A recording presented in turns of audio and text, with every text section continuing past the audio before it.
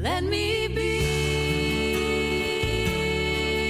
the way I was created. Let me find a pure and This is Perfect Detours on WGHC 98.3 FM. Change happens here. And good morning, everybody. I have a special guest in the studio today, Norm Woodel, who is a voiceover actor. And I just got lucky. He just did my intro. So thank you, Norm. That was quite a treat. So anyway, I'm Bob Kiser. I am your host. My preferred pronouns are he, him, his, but as my good friend Kylan says, anything said respectfully is okay with me. As Norm said, you're listening on WGHC LP 98.3 FM in Chicago on the dial, and you can listen to the show anywhere on the web if you go to our website, which is wghcradio.org. I hope everybody's doing great this Saturday. It is a beautiful day here in Chicago, and wherever you are, I hope that it is just as nice. So we've had a little colder weather and some rain, so it's nice to have a nice sunny day. So it'll be good for the 4th of July weekend. So anyway, as Norm said, welcome to Perfect Detours. If you're returning to the show, I'm so glad you're here. Welcome back. If this is your first time, well, I'm happy you're here. Each week, we explore how to turn those perfectly imperfect moments into the lives that catalyst our lives towards living the life beyond our wildest dreams. And the question becomes, how would your life be different if you saw everything as pointing you towards becoming the perfect you, that the universe was actually conspiring for you? Why am I doing the show? That's a really good question. I think all of us have had those moments when we've been caught by that red light, or had to stand in this long line and we're just frustrated. But out of those comes these moments or these unexpected adventures that would have never happened unless we got caught by those things. And that's what the show is about. It's a vehicle for all of us to share kind of those moments in our lives, and also to share what rewards we got out of them, and to provide some inspiration. You can always call into the show. We definitely want to have a conversation. We don't just want to be talking to the air, though we love talking to you guys. But if you want to call in, the number here is 773-942-7167. Again, the number is 773-942-7167. So this week, I want to kind of jump into the show. Usually Skip is here, the producer extraordinaire. He's not here today. So I'm just going to jump into the show and get us going, because I want to get Norm on the air as soon as possible to talk about all the cool things that we're going to be exploring. Today's topic that I want to just have some conversation around is the idea of authenticity. And this is thrown out a lot, especially with self-help books, and we want to become the authentic you and all this kind of good stuff. And if it's such a great idea and it's so easy to do, you seem like everybody would be doing it. So my question is, why aren't we? And I think there's a lot of answers to that question. I was doing a little bit of research, as I do before each of the show, and Devin Fry in Psychology Today published an article in 2016 called 7 Core Qualities of Authentic People. And this, I think it's a jumping board. It's the springboard for us to have this conversation today. But he said, when we're authentic, we start having realistic perceptions of reality. I can say for me, I've lived a lot of my life trying to keep out of reality. I did lots of things to live in a fantasy, and reality wasn't always the place I wanted to be. So I found that very interesting. It says authentic people are accepting of themselves and of other people. So that means that when other people are irritating me, I'm not being authentic. Oh boy, it's going to be a long show. Says that are thoughtful. And I think that is open to some interpretation. I think that I would be really careful to say, I like how he says thoughtful, and I would even say maybe intentional, compared to being kind or being nice. I like that was not used. Having a non-hostile sense of humor. I think I'm getting better about this. I actually, when I was younger, I definitely used other people to boost myself up, and humor or whatever it may be. And now it does not feel good to me. So that makes sense to me. And Yeah, and I think a lot of comedy is actually built off that. So that's an interesting one. Are able to express their emotions freely and clearly, that's interesting. Not feel their feelings, but express their emotions or their feelings. I think that can be the most the difficult thing for me sometimes is being in conversation, being in a relationship with someone, and expressing exactly how I'm feeling to the other person, either because I don't want to hurt them, or whatever reason there may be, that I'm not doing it. So that was an interesting one. Are open to learning from their mistakes and understand their motivations, which after 10 plus years of therapy, I'm still working on. So, but all of these qualities I thought was interesting in the authentic person, and want to keep those in mind as we kind of move forward in this. But authentic to me means being real, being who we are. And I part of me is like, well, how can I be anything but me? Well, if you've listened to the show, you know that I used to be an actor and spent most of my teens and my 20s and into some of my early 30s studying acting, being an actor. And I think that part of that was I wanted to be anybody but me. I didn't think that I maybe was a person that was worth being. Like I was walking through things with my demons, and if you've heard the show before, you kind of know, addiction issues, trauma issues, etc. So I didn't really have a good grasp on who I was, and the grasp I did have, though through a lens, was not someone I wanted to be. And I think the feedback that I thought I heard from people was that I have to be different, and I thought that I was internally flawed, maybe. On this side of the journey, I would say that is not my belief, but with that belief beforehand, of course I didn't want to be anybody, but I didn't want to be me. So I find it interesting then, as I'm thinking also about our guest, Norm Woodel, who is a actor, like authenticity versus roles. And all of us play roles in our lives. And I'm not saying that we shouldn't play roles. Like when I'm at work, there's a certain set of, I don't want to say, a certain part of me that I get to show up at work with. Versus, being with my friends or being with my family, they get another part of me. I think what's different today, though, is that before, each role was separate, did not blend into the other one, and I really didn't have control over them. Compared to today, I can make, as it said, at one point. Oh, maybe I was just, I thought it was saying that we could be intentional in our decisions. I was just making that up in the list, and I just realized that was not there. I'm just making stuff up. But anyway, for me, I think that part of knowing myself, being authentic, means that then I can choose when parts show up, and also with who they show up, because not everybody gets to have all of me. Only loved ones and people that I trust. So I do want to be careful about when we say, well, we should be authentic. That doesn't mean that we get to walk through the world, or let me phrase it.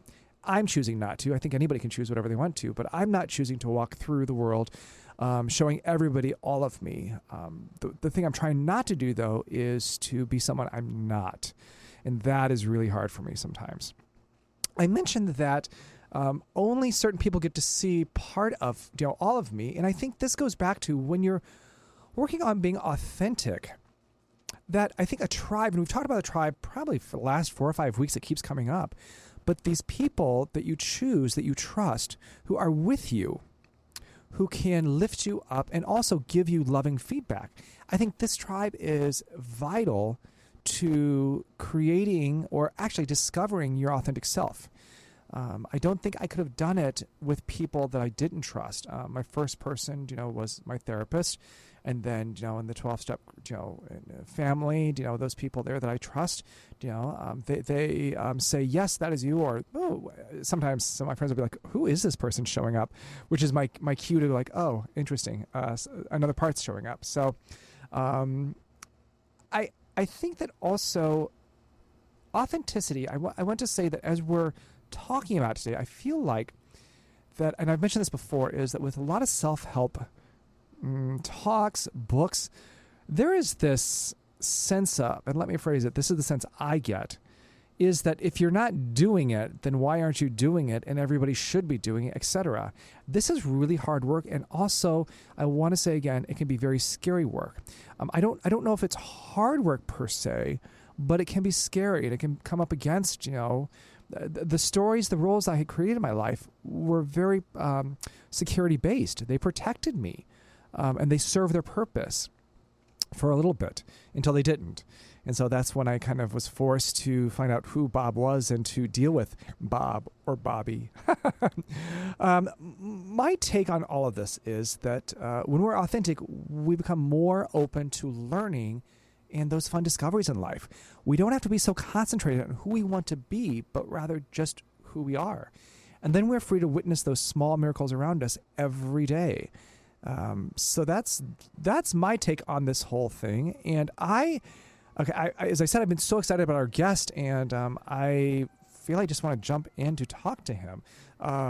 So just reminding you that you are listening to Perfect Detours on WGHC LP 98.3 FM Chicago. And before I bring Norm on, just a reminder to visit our website at WGHCradio.org, where you can listen live, make donations, sign up for our emails, and a lot more. And if you want to call in to talk to myself or Norm, or both of us, the call-in number is 773-942-7167. So Norm Woodel, the intro that he gave me, this is going to be a very fun interview, by the way. I'm just putting it out there. But so as he said to me, Bob, I've had no real formal training in anything, yet I've won awards in almost everything I've done. Yeah, we're going to learn more about that. That's pretty incredible. So from sales to journalism, television promotion, from stage acting to voiceover artist, this is Norm Woodel. Hi, Norm. Yay! I wish I had cheers. I wish I had cheers and everything. Thank you. So good to see you. Well, I appreciate the invitation to be here. Yes. So, Norm, we were talking probably about 4 weeks ago, maybe, and I was like, we've got to have you on the show for, just because of all the detours in your life, and even just reading your intro, the amount of things that you have done is incredible, and I'm sure with many detours. So my first question is, how the hell did you go to, and I the sales in it was selling catheters, correct? Catheters, ureterals, and bowel bags. Yeah, selling catheters to being an actor, a voiceover actor. Well, how was that? Well, by the way, that was at a time when they invented the Teflon-coated catheter. Teflon had just been invented.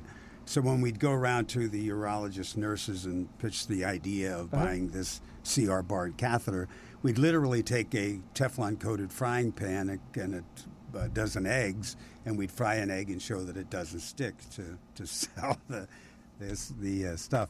But before I became a salesman at CR Bard in Murray Hill, New Jersey, I worked I had just come back from being in the Air Force during the Vietnam era. And when I came back, I had worked there before I went to the service, so they had to offer me some kind of a job, and the only thing they had open was the mail room to circulate the mail throughout the entire corporate structure. So that gave me an opportunity to meet all of the key people in the company, like the president of sales, the CEO of the entire organization, the person who was in charge of advertising.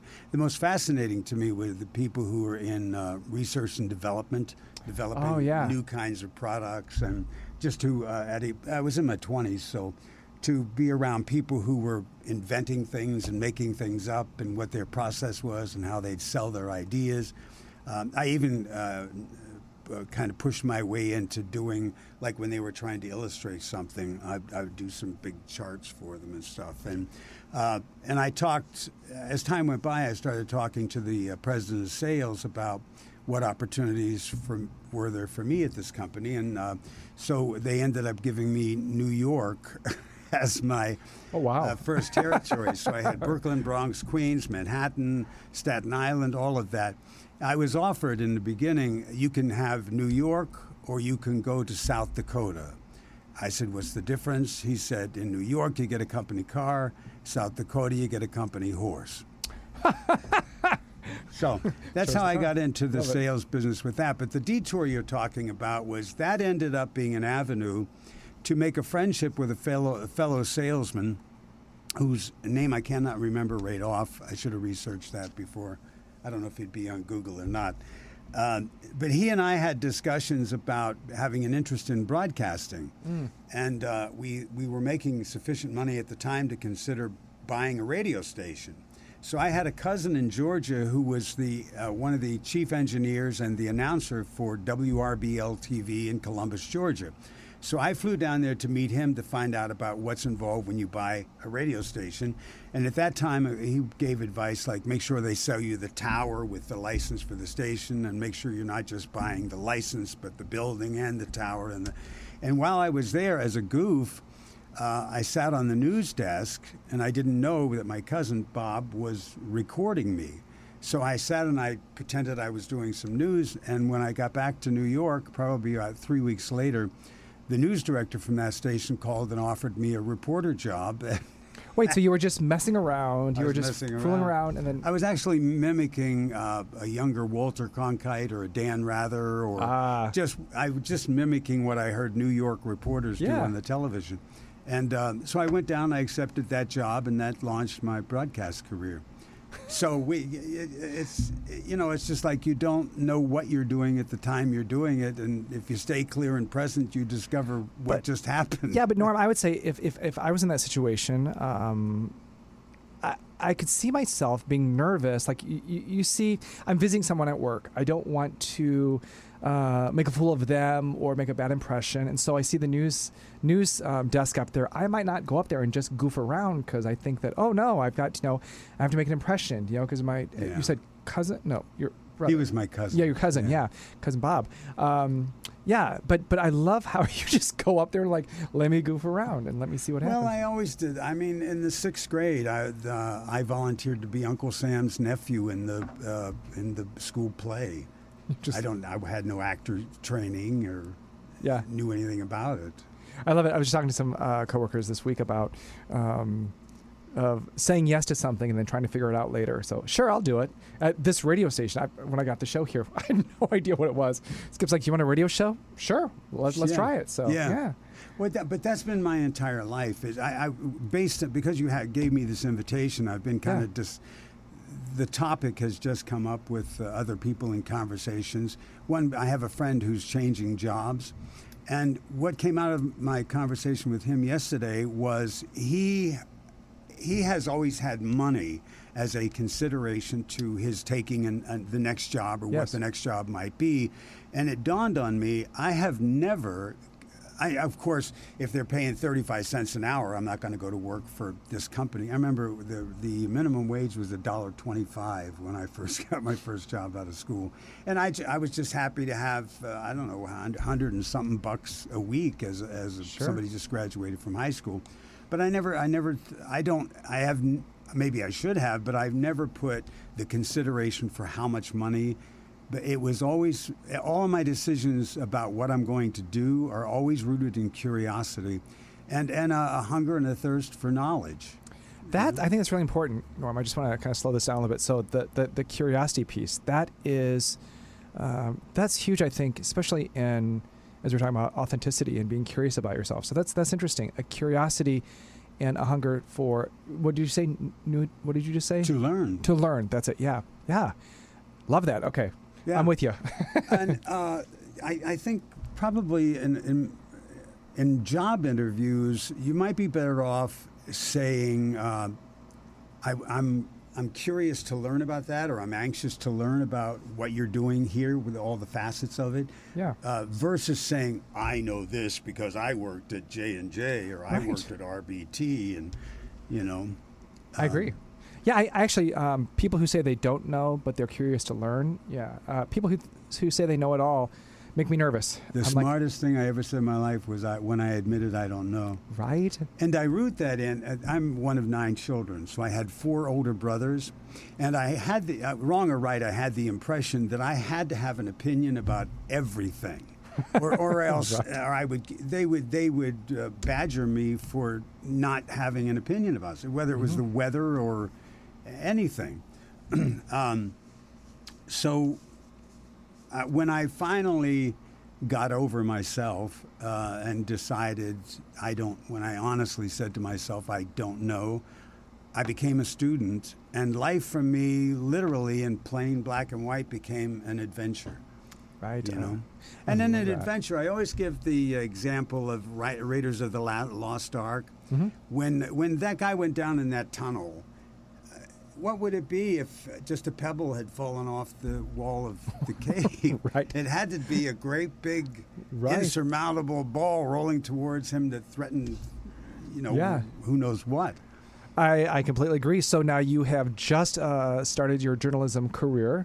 So Yeah. then what happened after that? Because you have Well, I did journalism there, and then I for some reason, I can't. I was trying to think of this morning. I can't think why I quit that station. I abruptly quit that station, went to LaGrange, Georgia, and did radio news for a long time, and it was like a fish out of water. But kept applying to other TV stations, and ended up in Mobile, Alabama. Okay. Now, this is a crazy story. The news director in Mobile, Alabama, got offered a job in Orlando, Florida, and wanted me to go with him as a reporter. So I did that. I was the host of a midday magazine show, and one of the first. So the stories are much longer on this little magazine show. The average news story is 1.5 to 2 minutes. So these were like 5-minute, 6-minute. Almost little mini documentary things. So I did one on drag queens for the magazine show. And when was this? Like what year? Oh, God, it'd be in the 70s. Wow. It had to be early 70s because I went to Nashville as a reporter in Valentine's Day, 1977. So I did this story on drag queens, and I was in a gay bar doing it, and I kissed the bartender. But everybody was closeted, including me. Nobody was out at that time. And I was also, at the same time I was doing that story, I was doing an investigative piece on a state senator about misuse of government funds or something. Okay. And I was dogging the hell out of her to get, where did the money go? Where did the money go? And all of a sudden, out of nowhere, somebody brought up that you were in a gay bar and you kissed the bartender, so I was asked. It was suggested that I just move on by the news director. Ah. Now here's the punchline.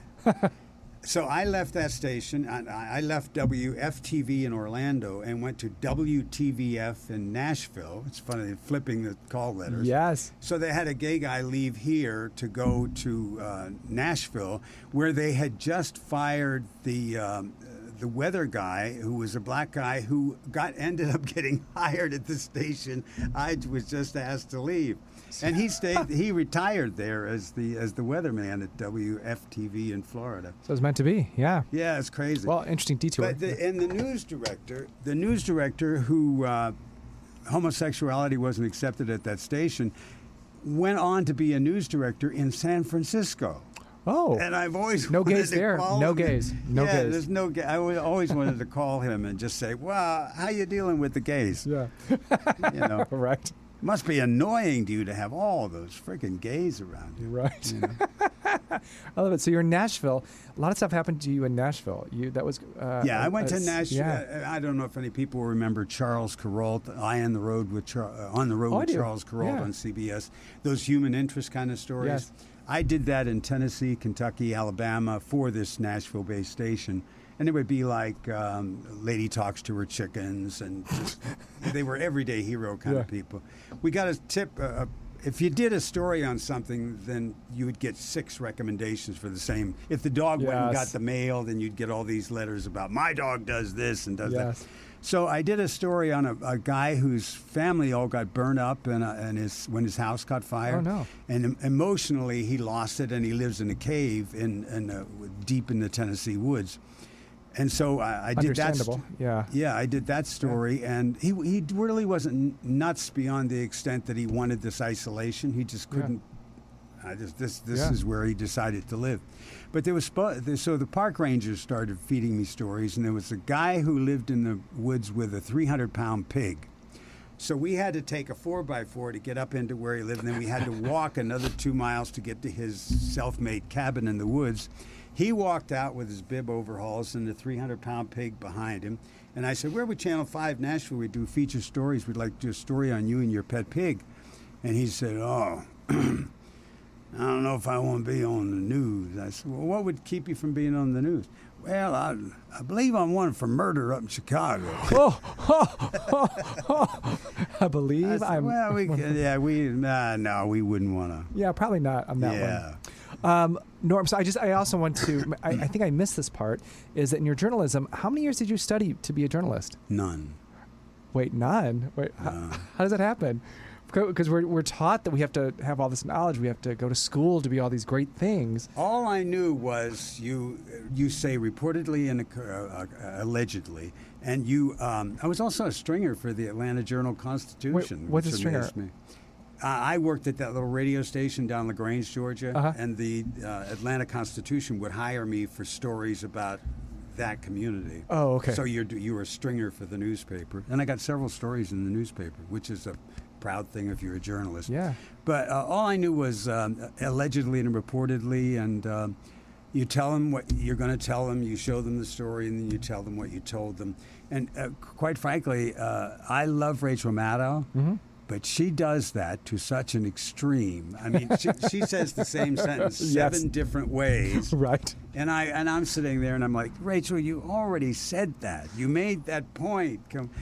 Got it. Let's move on. But I Yeah. mean, she's a blessing and a saint Right. to be teaching a whole bunch of people about what's. And her pacing is so interesting, like how Yeah. she does it. But Yeah. I'll have her on the show later. It's about Oh, you. there you go. Yeah.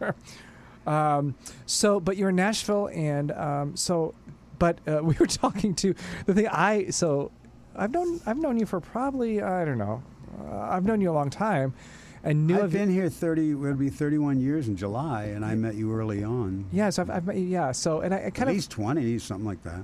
I don't think I knew what your resume or whatever, but the one thing we were talking the other day, and he's like, yeah, and I was in the video with Reba McEntire. I was Yeah. like, wait, how did that happen? And it's actually, if you know Reba McEntire and you know the song Fancy, I'm the cab driver. yes, you're the cab driver. Fancy Ray Baker riding in my cab. I totally, the minute I you have said all that, your records. But see, he was just what we're doing now. He just would not stop talking. Reba couldn't get a word in. right? And she's looking out the window, being all emotional. No, but the minute you said that, I was like, oh, I totally remember you. And then I was going through all your stuff, preparing for this interview. And I was like, oh my gosh, you've been in so many things. So how the hell did you go from being a journalist to being Reba's taxi driver to then this robust theater career? And I was in a Dolly Parton video. Why'd you come in here? Why'd you come in here looking like that? My name is Jay from JJ Cadillac Sales. I'm not really an actor, but we got the best new and repossessed Cadillacs this side of the Mississippi. Dolly, is that you? See? Yes. Zat, Z-A-T, Chew, Zat. C-H-E-W. Is that you? Is that what they wrote, or you just did that? No, that's right. I actually got to improvise a lot in I that. bet. Or wait, was she actually sitting there when they were filming? She was with Tennessee Ernie Ford's son, if you remember Tennessee Ernie Ford. do. That was taped at the Grand Ole Opry. Oh, get out of here. And so she's sitting down in the audience Yeah. with the guy who's playing the casting director, and all these different people would come on and do something for Dolly. So, okay, Norm, again, just to kind of, if you're just joining us, we have Norm Woodel on the air, and he was a catheter salesman Yeah, New York City. in New York City. Right beside Broadway. Having no idea that that's he'd be going towards that. But then he this amazing journey, and it, again, I just want to keep saying, it feels They're like all detours. you're just saying yes. I know. And when I told him about the show, Norm's like, I don't know, detour. Maybe I have some detours, And I was like, your whole life is a detour. Yeah. But what I keep hearing is you kept saying yes to the opportunities presented. If there was something to learn, or if, Okay. Yeah, the curiosity. If someone said, "We think you might be able to do this," I don't think it was so ego-driven. I'm going to prove to you that I can do this. It was really an authentic curiosity for, what would it be to be that?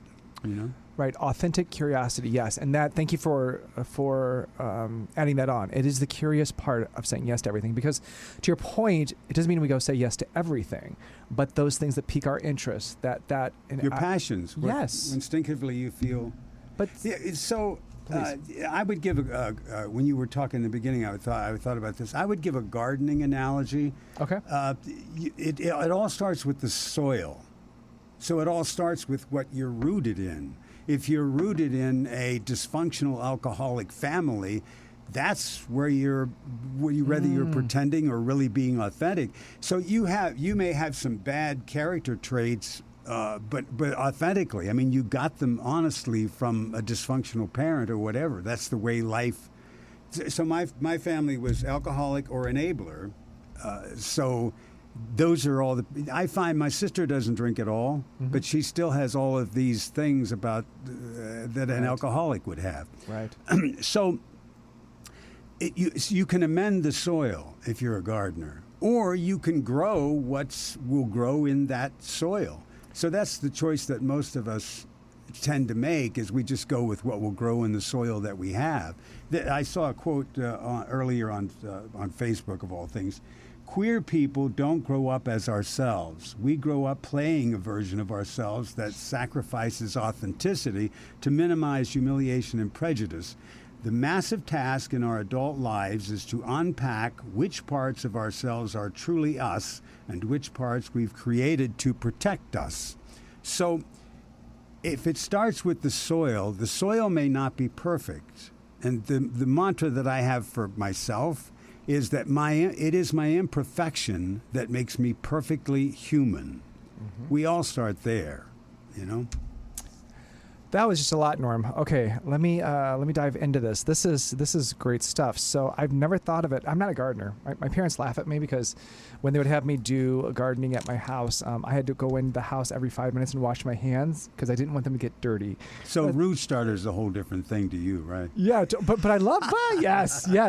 But this makes sense to me. So in gardening, then how do you? I guess you add nutrients to. You amend the soil, and actually, it's better to amend it in organic ways. Okay. Like, it's better to amend the soil with compost, which is just plant matter all rotten, than it is with like Miracle Grow chemical. And I mean, it's possible to do that, but the natural way, the organic way, is the best. That's way. Interesting, because I think I tried to amend my soil through drugs and alcohol and there you go. all of those things, and it helped some things, it sacrificed other things. So that's interesting. I love this analogy, and I'm probably going to steal it. So I'm just fair warning. So you got it. I love that. So real quickly, if you're tuning in, you're listening to Perfect Detours on WGHC Radio 98.3 FM. Hello, Facebook Live if you're watching from there. I've been so enthralled with Norm, I've not even said anything to the Facebook people. So hi, I think Don Cam is watching. So hi, Don. And we today are talking about those perfect detours in our lives, but more specifically kind of authenticity and versus the roles we play. And my guest today is Norm Woodel, and he is an actor. And you mentioned, Norm, a little bit about this whole idea of the quote that you just read about when you're growing up gay, about authenticity versus, kind of the coping, but also the safety mechanisms that we build so that we can't be bullied, or so that we won't be bullied, so that we won't do whatever. Or injured. Yeah. So. Or ostracized. Or I just was having the same discussion, a similar discussion with some people the other day about, in hindsight, I realized that as a preteen, teen, early teen, I was used by some people for their sexual gratification, with no emotional intent at all, Yeah. It's when someone has secrets, I think it's more likely for them to be used or whatever. So tell us a little bit, let's back up a little bit. So you were closeted at one time. We're talking about being gay on the radio today. So it sounds like you came out of the closet. So what was that journey like?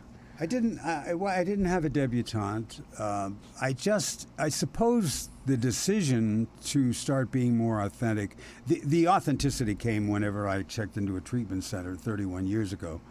And you want to do the Johnny Cash? Yes. Well, sure. Let's do it in 1 second, because I want to. Let's listen to this, and we'll come back to Johnny Cash. So the understanding of what is authenticity and all that came through checking into a treatment center 31 years ago and participating in a 12-step process, and also I've literally moved from being clean and sober. I didn't like clean and sober because of the AIDS thing, and so many people asking, "Are you clean? Are you clean?" Yes. So I didn't like that word. But then I discovered that what I have really become over 31 years is clear and present. I'm clear and present. I'm not muddied by drugs or alcohol or alcoholic behavior and thinking and all that kind of stuff. You got good dirt. I got good dirt finally. Yep. Yeah, I'm rooted in reality. Right. Life on life's terms, that kind of thing. So, but as I was telling you the other day, I really kind of miss sometimes the secret messaging that went on when everybody Yes. was closeted, whether Yes. it was the eye contact and how the eye contact went. We went through a period where people wore a different hanky in which pocket to tell you who was top, who was bottom, who was doing this and doing that, and where were the hot spots to go to. Some people went to truck stops, some to the forest preserve, some to a public park or a restaurant. I mean, a restroom on Lakeshore Drive, or by the rocks down here on the beach. I forget what the name of the beach. And they is went now. there for coffee? Yeah, for coffee. Okay, just checking. Just black coffee, and with a little cream. But so sometimes, at some level, I don't know if it's deep psychiatric level or not, but I mastered all of those secret messaging Yeah. ways. You know, when I ended up I went to New York. I have a friend who goes with me once a year to do. We just do like 4 or 5 Broadway plays over a weekend, and we didn't go for Pride, but we ended up being there Pride week. So we're standing there, and the whole float comes down with all the Stonewall veterans on Yes. it. That was like, wow. Yes. So I think I really made a decision to just not to come out and announce publicly, but just to be who I am during the AIDS crisis. Yes. And talk about an HP moment or a blessed little moment. I volunteered to work for Nashville Cares, and I was surprised. And so I'm working with people who are dying of AIDS. There was only one med at that time, AZT, and if that worked for some and made others anemic. But I was house sit. It was almost like the Death Watch people. Yeah. What's that called? I'm not sure. Death Watch. Well, it's people they're going to die, so they hire some people to sit with them and stay with them.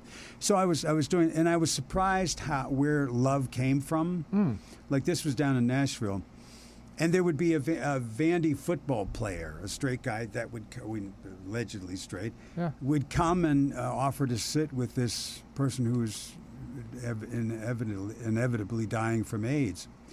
There was also a guy that I sat with towards his end who was bedridden. I tried to get him up out of the bed. We were going to do a little dance one time, and he said, "Oh, I think it's the dancing that got me in trouble." So his parents came from North Carolina or somewhere in an RV, and they parked outside his house. They would not go in because he had a lover. And so they were sitting out there for several days. And finally I went out and I said, he just really wants to just say goodbye. You know. And so finally, after about 4 or 5 days of them sitting outside, they made a decision they would come in and talk to him.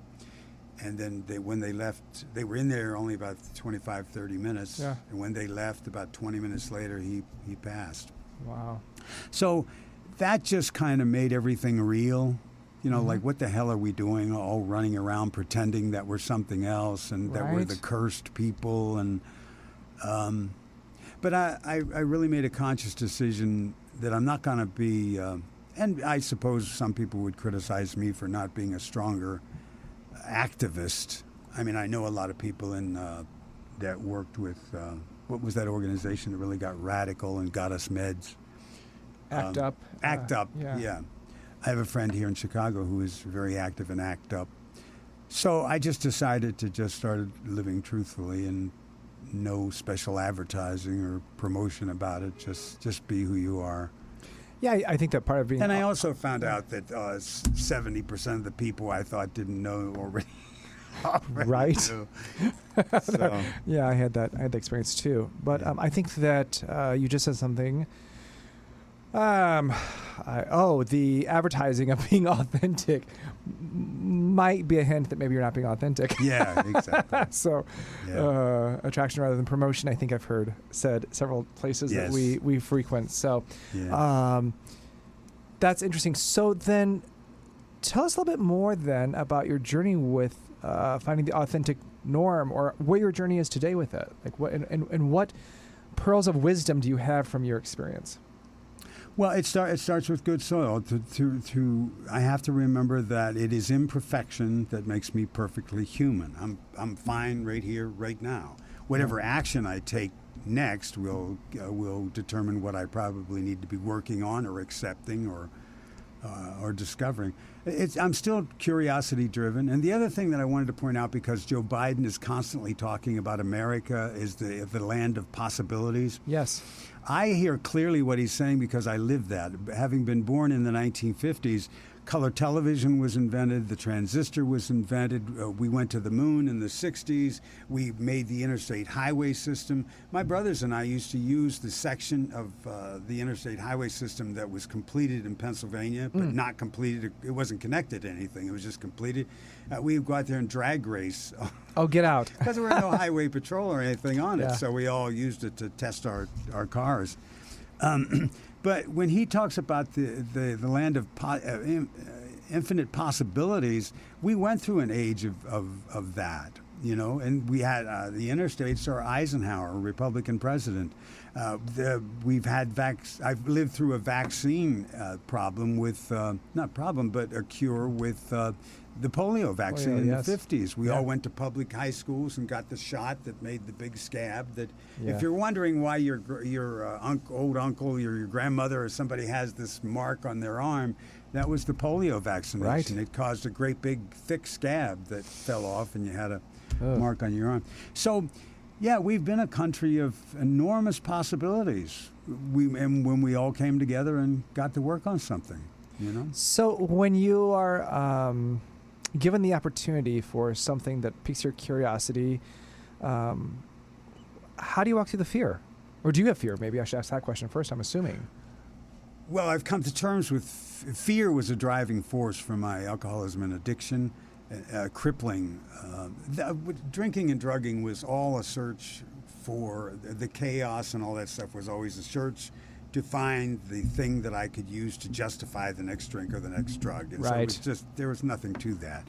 Now, to deal with fear, I have to realize that fear is nothing more than a yellow light. It's not a red light, and it's not you got to run through it to get through it.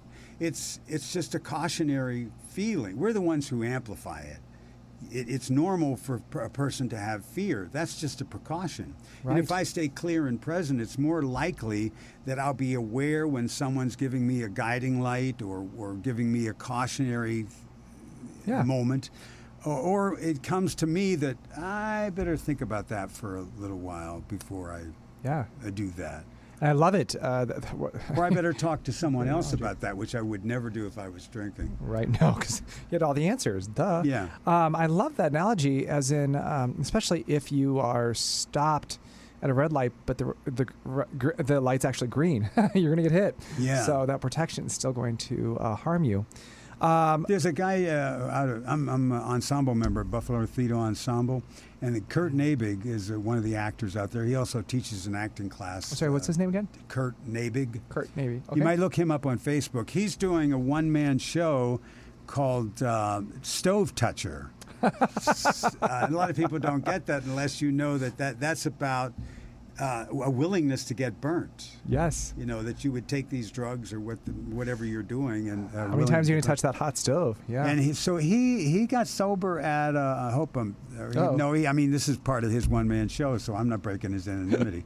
But he had a skateboard shop, extremely successful, at the age of like 14 or something. Oh. And so he got clean and sober at like 16, and he's got all these years now. How cool But is that? in his one-man show, he tells the story of all the crazy crap that went on with all that. I want to go see it. Do you know when it is? Or Well, you can watch it on YouTube, on Facebook.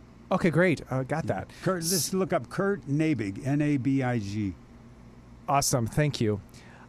So then each week, I think I've shared with listeners before, is that each week my guests, I ask them for a quote, because I'm a big quote person. If you follow me on Facebook, I usually pick out a quote that reflects where I'm at that day. And Norm's quote fascinates me, and I want you to give a little bit more information about it. But it says, "If it's work, don't do it." Oh, yeah. Former counselor Finney Clarkson. So tell us about that. Well, when I was in the treatment center, Finney Clarkson was my counselor, And I didn't know what would be the next step when I got out of the treatment center, because I was doing voice work in Nashville, but everybody kept saying the voice work is really done in like Chicago, and it was at that time. All of the American icons for advertising were done here in Chicago at Leo Burnett's. Did not know that. Wow. Speedy Alka-Seltzer, the Pillsbury Doughboy, Yes. the Helping Hand, the Marlboro Man, all that stuff was invented in Chicago. So my quote's gonna come from this. Just Perfect. A quick little story. So to kind of intro what Norm's going to do is that Norm's been given lots of opportunities to say yes to things and to pique his curiosity about what he can do and all that. So Norm was telling me a story about he actually gave the opportunity to someone else to do something that they said, quote unquote, they didn't know that they could do. But so go and tell the story, Norm. So while I was in the treatment center, I was in the treatment center with an anonymous relative of Johnny Cash. So that anonymous relative kept and I was only like 12 days sober and off of psychiatric meds. And so the relative kept going, my Uncle Johnny Johnny Cash is a poet. A lot of people think he's a TV host and a songwriter. He is a poet in his heart. But he wasn't hostile about it, but he just kept that over and over and over, making that point, because there were countless people asking him about, Johnny Cash. So when Johnny Cash came in, because I was only 12 days sober, I walked up to him for no reason, and I said, wow, so-and-so says you're a poet. Why don't you write me a poem? And so he did, and he wrote it in 3 days and sent it back. And he sent me a letter, and he said, Norman, I really don't know why you asked me to write you a poem. I don't think a man has ever asked me to do that. But we do strange things, don't we? Well, I took the challenge and gave it my very best shot, and I hope it's all right because this is all I could come up with. Thanks for befriending so-and-so, a special person, as you know. And here's his poem to me. And the treatment center I went through was called Cumberland Heights. Norman, wrinkles forming all around your brain. From things you're learning as time's a-turning, and you let it drain. Let it drain away the pills, drain away the booze. Pink and glowing, clean and knowing, by this life you choose. Whoop-de-doo, and here's to you. You did yourself proud when you turned right into Cumberland Heights and left the death-bound crowd. Johnny Cash. That's Hang pretty in there, amazing. he said. That's amazing. Another example of you just going up and grabbing the bull by the horns. so to cool. speak, yeah. That's awesome. Thank you so much for being with us. It has been an absolute pleasure, which I knew it would be. Yes, which I knew it would be. So tell us, where can people find you if they want more of Norm? NormWoodel.com. Okay. All one word, NormWoodel.com. Mm-hmm. And if you want to follow me on Facebook, it's Norm Woodel Voxer Shorts, all one thing. Not all one word, but Norm Woodel Voxer Shorts is my business page. I have a regular Facebook page, Norm Woodel. If you want to follow me there, then you're going to get into politics and flowers and perversion and all kinds of the fun crazy stuff. Yeah. And then, as you said, you're a member of the Buffalo Theater Ensemble. Buffalo Theater Ensemble. I'll Yeah. probably be doing a show in the spring. They're just getting ready to go back on stage. I think they're going with a one-man show first. And I believe I'll be playing a part in One Man, Two Governors in around March or April of 2022. That sounds great. Yeah. Norm, thank you so much. Yay. Great. For those of you just tuning in, which I hope that you've been tuned in for the entire thing, we just finished talking to Norm Woodel, actor, voiceover actor in Chicago, and who has had many lives. I would say just like a cat. And we were just talking a little bit about authenticity. And I think we got into a lot of saying yes to opportunities. And as Norm kind of added to that, was saying yes to those things that pique our curiosity. And not being afraid to take chances. So that's kind of what we've been talking about, which is pretty cool. That's what this show is about. So we have a couple more minutes. If anyone wants to call in, the number is 773-942-7167. Again, 773-942-7167. So with that in mind, I realized that I had a perfect detour about 3 months ago, and I didn't tell you about it. Like I'm saying how we're going to share our perfect detours, and I didn't share it with you. So I think I need to share it. So fun story. I was at Universal Studios and I was with my boyfriend Brian and his brother. We were, so if you've been there, you know that there's some rides that you have to get on a computer and get yourself on a wait list, all this kind of stuff. And we were staying at one of the hotels, so we got into the park early and did not have to do that for Hagrid's Bike Adventure, I think it's called. It's the new ride. First of all, it's an amazing ride. They have this one part of the ride where you actually drop from a track and go onto another track. It is crazy. Was not expecting it. But anyway, it was amazing. I think we stood in line for like 2.5 hours for this thing. Definitely worth it. We went through the park, and then at the end of the day, Brian's brother was like, I want to go back on that ride. I'm like, well, we have to sign up on the wait list. We can't get into it. And then all of us just said, you know what? Let's just walk over there and see what will happen. So we walked over there. And we went up to the people manning the line. We like, so can we get on this ride? They're like, so is your name on the wait list? And we said, no. They said, oh yeah, you can't ride. I'm not even kidding you. This woman comes up and says, my family needs to leave the park. So we have 3 spots on the wait list. If these guys want it, you can have it. And we were like, yes, we do. We got through the line in like a half hour. But one of those things of being curious about, is there some way to get on this ride? And also just taking a chance. What's the worst they can say? No. And I think so many times in my life, I have not done things because what if they say no to me? What if I'm rejected? And the people that seem to make it are the ones who said, who cares if they say no? Let's ask. A woman that I know really well, she loves to ask people uncomfortable questions to see what they will say, if they will say yes to it. So, if you're drinking like I'm drinking Diet Pepsi, she'll say, hey, can I have a drink of that? And I'm like, I don't want a strange woman drinking from my cup. But I'll say, sure. She's like, I was kidding. I was just thinking if you would say yes, It's like, or I was at this seminar. Jack Canfield is the person. And he held up a $100 bill. It was like, anybody who wants it, come up. It's a $100 bill. And no one got up. Or he said, who wants this $100 bill? And no one got up. And he just kept holding it. And like 3 minutes later, like someone gets up and just grabs it. He's like, yeah, if you want it, you just grab it. But all of us were like, well, we have to raise our hands. We have to wait for the instructions. We have to wait for the next, prompt. And as I'm saying that, I would love to say after that, I was totally cured of this. I take all the chances. I don't. I'm a rule follower. But it does go through my head sometimes. I'm like, well, what would happen? Being curious about what would happen if. So that's my little detour for the week. So I thoroughly am grateful that everyone listens to this show. I know that we have actually been growing in listenership because people actually approached me on the train the other day and started talking to me about some of the fantastic things that we talk about here, and that was quite a treat. I do want to stress that if anyone wants to reach out to me, I love talking about this stuff. Being a coach, this is my jam. So this is where my passion is. This is where my curiosity is. So never be afraid to contact me. So you can reach me on Facebook. If you look under Bob Kiser, parentheses Bob Wentz, which is my pre-adopted name. So I'm there. My website, which is bobkaisercoaching.com. You can send me an email. I'm on Instagram and Twitter at BobKaiserCoach.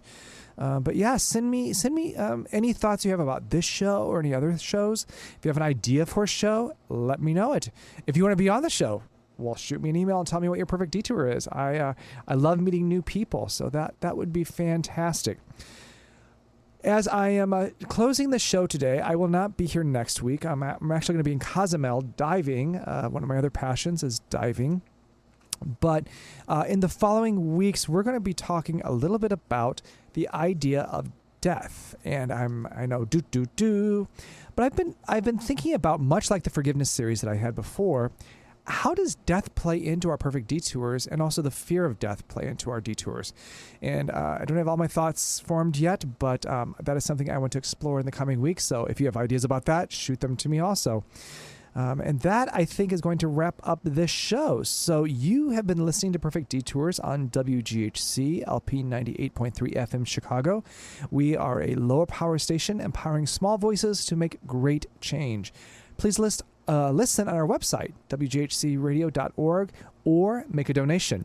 Definitely, we love support. They operate on a very small budget, so any kind of donation is I was very grateful to have that. So you can listen to us live by clicking on the Listen Live tab on the website.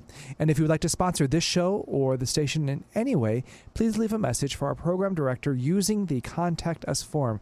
Finally, if you would like to keep us, if you would like to keep up to date on our stuff with new programming, news, please sign up on our email list. All of this you can do just by visiting our website. I'll give it just one more time, wghcradio.org.